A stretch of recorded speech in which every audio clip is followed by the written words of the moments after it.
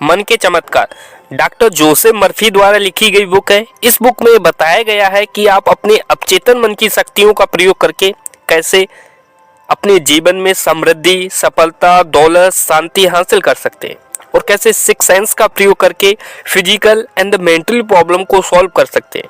Let's start now. How your own mind works.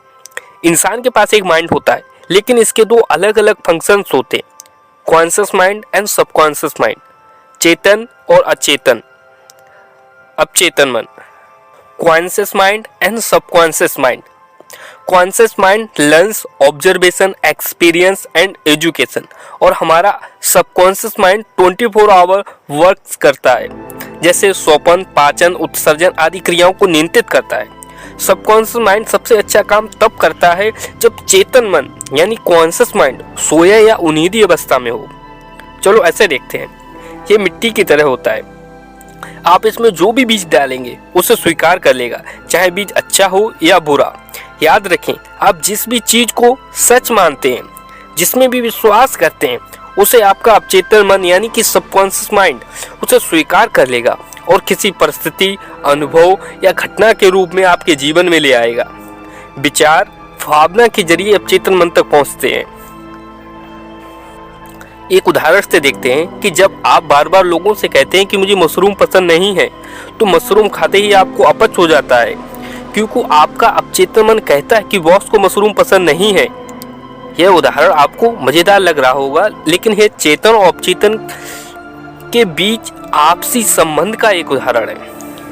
कैसे अपचेतन मन से सही टेक्निक का प्रयोग करके शराब की आदत से छुटकारा पा सकते हैं, क्योंकि शराबी अपनी आदत से मजबूर होता है, क्योंकि पहला पैक शराबी को हरकत में ले आता है। यह लोकप्रिय स्टेटमेंट है, एक बैग पीने के बाद वह दौड़ने लगता है।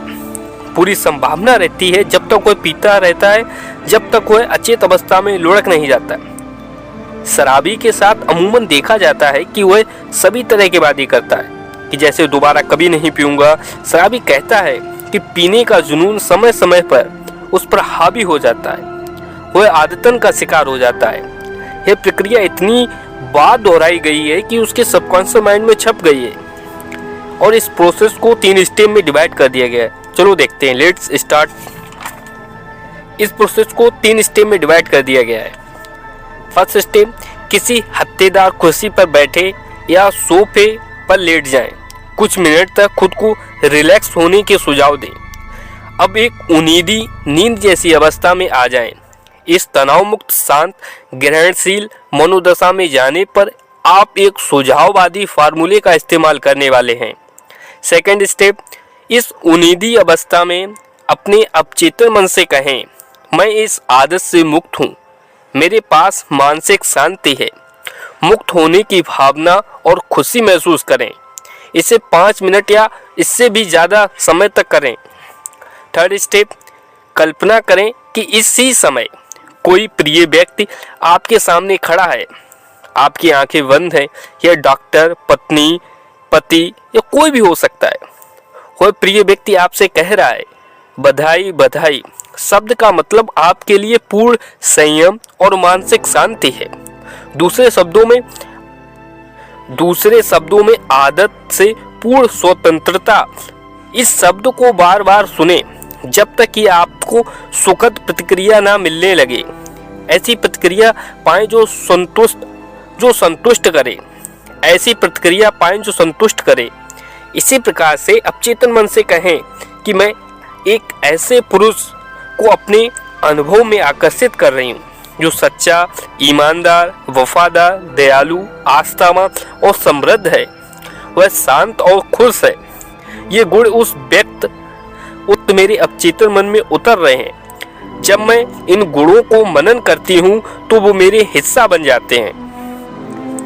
इस बुक में बताया गया है कि अपचेतन मन आपको 6 बजे जगा देगा, क्योंकि आप सोने जाने से पहले 6 बजे जागने के बारे में ही सोच रहे थे।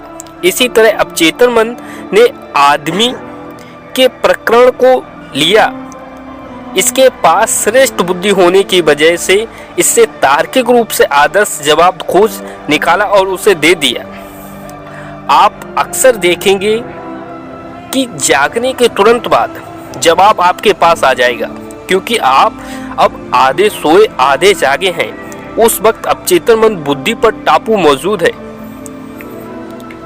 आप जब किसी समस्या से परेशान होते हैं तो क्या करते हैं? कई लोग समस्या के बारे में चिंता करते हैं, कोई खींचते हैं और इससे हालत ज़्यादा बिगड़ जाते हैं, क्योंकि हम अवचेतन मन पर जो छाप छोड़ते हैं यह हमेशा उसी को कई गुना करता है।